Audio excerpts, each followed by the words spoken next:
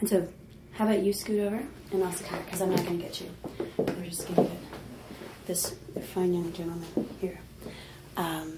So, just tell me who you are and what your company is, what your general philosophy on life is. Okay.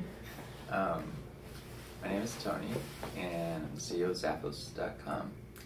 And we sell clothing, shoes, a whole bunch of other stuff, even housewares and electronics, but we really just want our brand to be about the very best customer service and the very best customer experience. So, hopefully 10 years from now, people won't even realize we started out selling shoes online, and we've even had customers email us and ask us if we would start an airline, for example. And so we might do that 20 or 30 years down the line, and I guess one company that we look to for inspiration sometimes is Virgin, where they do music and airlines and a whole bunch of other things. And the difference is that Virgin is more about being hip and cool, whereas we really just want to be about the very best customer service.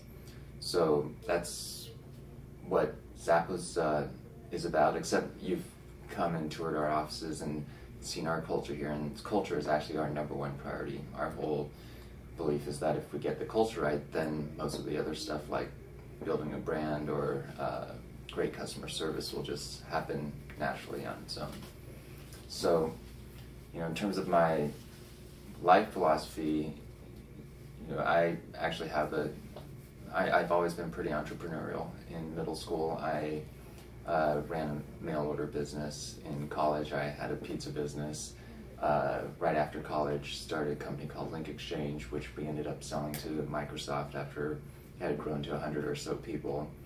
But with Zappos, I think it's been a very different experience from the previous ones, because the previous ones really, the motivation was more about making money, whereas for Zappos it's really about trying to come up with something, help build an organization where it's more about what would make myself and everyone else happy. And so that's part of the reason why culture is our number one priority. I met someone who I don't know how old he is, and he was 60 or 70 years old, and told me the most important thing in life is quality of life. And people spend so much time at work.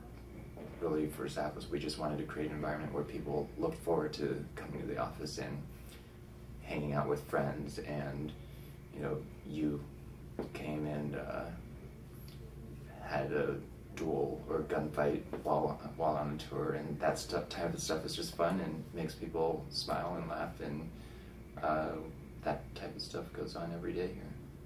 I think in general our belief is the hardest.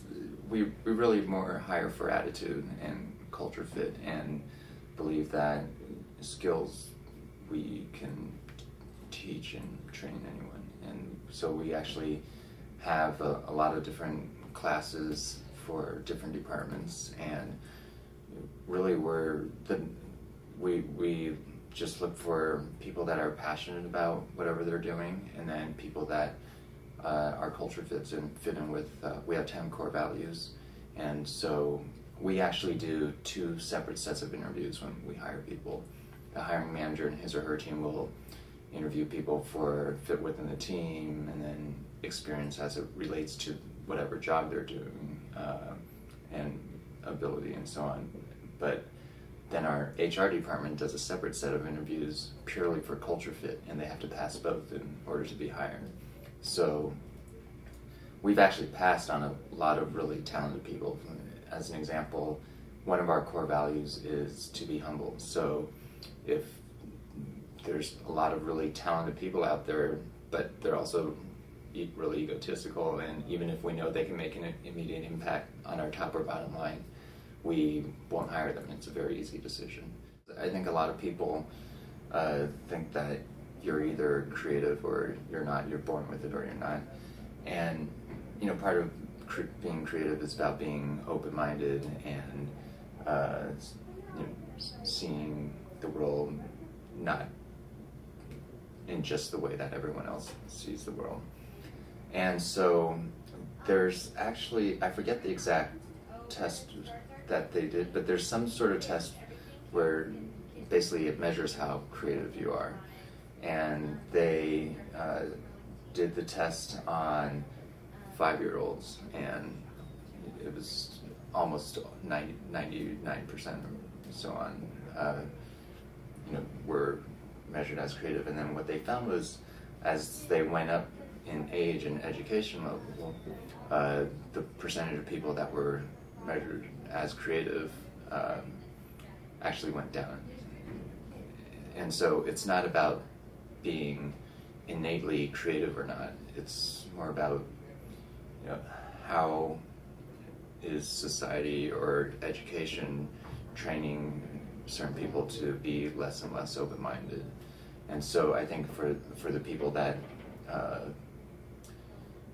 are able to continue or train themselves to see the world and not just, this is the one way of doing things, that generally, I think, leads to happier people. And the great thing is that everyone is capable of doing that.